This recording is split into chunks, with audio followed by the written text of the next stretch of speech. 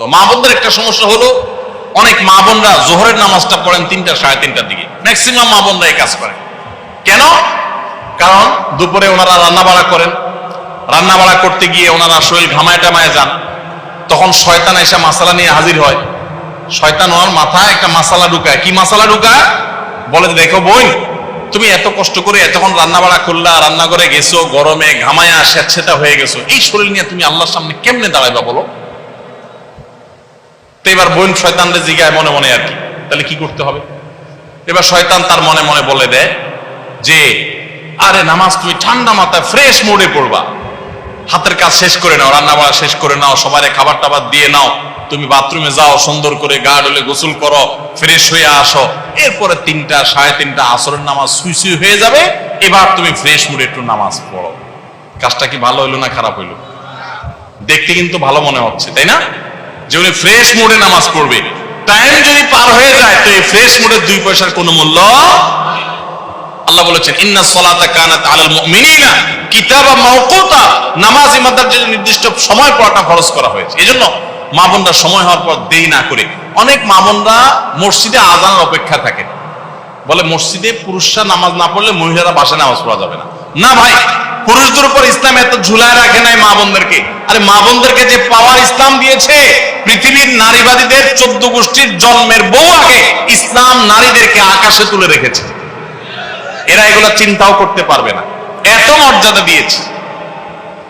উমরা যাবেন, পুরুষ হয়েছেন তো জোরে জোরে তলবিয়া পড়া লাগবে, রোজা আছেন আর গায়ে রোজা আছেন, কোনো মাফ নাই, ছাড় নাই। আর মহিলা হলে আস্তে আস্তে পড়বে, রিল্যাক্স মুড, কোনো টেনশন নেই, কি আরাম, চিন্তা করেন। পুরুষ হয়েছেন 5 ওয়াক্ত মসজিদে দৌড়ায় যায়, জামাতের সাথে নামাজ পড়তে হবে, আর জামাতের সাথে নামাজ না পড়ে অবহেলা করে বাসায় নামাজ পড়ছেন তো খবর আছে, আযাব আছে, আপনি ওয়াজিব তরক করেছেন, গুনাহগার। আর মা বোন মসজিদে যাওয়ার ডিউটি না, বাসা পড়লেই পুরুষদের সমান সওয়াব পাবে। ভাই, একটা একটা করে আমি দেখাই, অন্তত 10-20টা আমল আমি দেখাইতে পারবো যে পুরুষদেরকে আল্লাহ এবং তার রাসূল কষ্ট করে করতে বলেছেন। একই কাজ মহিলাদের বিনা কষ্টে আরামসে রিল্যাক্স মোডে করতে বলেছেন, সব সমান, কোন কোন ক্ষেত্রে আরো বেশি। নবী সাল্লাল্লাহু আলাইহি সাল্লাম বলেছেন, ওয়া বুয়ুতুহুন্না খায়রুল লাহুন্না, নবীজির মসজিদে এসে পুরুষরা নামাজ পড়ে যে সওয়াব পাবে, যেই মহিলা নবী সাল্লাল্লাহু আলাইহি সাল্লাম পিছনে নামাজ পড়তে চেয়েছেন তিনি বলেছেন তুমি তোমার বাসায় পড়লে সওয়াব আরো বেশি হবে।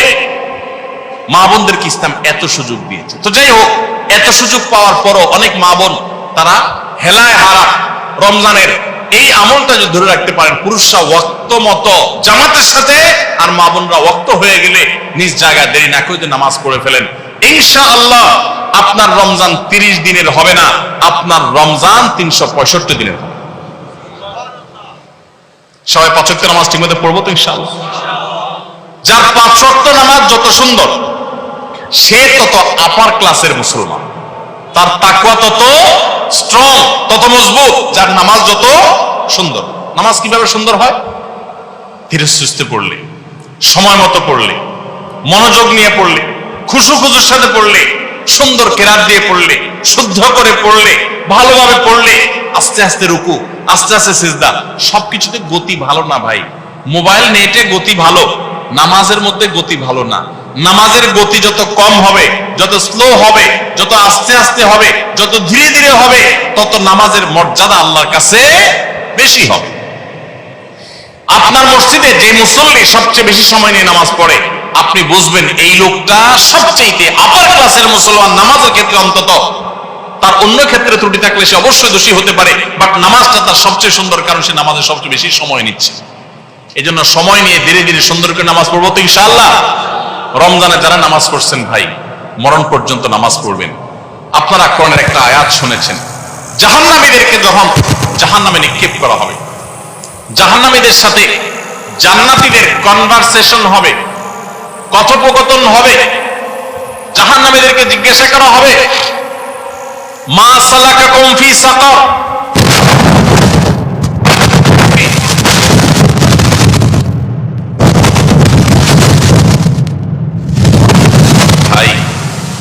قالوا لم نكن من المصلين قالوا لم نكن من المصلين। জাহান্নামীরা বলবে, আমাদের যেই অপকর্মে, যেই পাপের কারণে আজ জাহান্নামে আসতে হয়েছে, সে পাপ হলো যে আমরা মুসল্লি ছিলাম না দুনিয়াতে, 5 ওয়াক্ত নামাজ ঠিক মতো পড়তাম।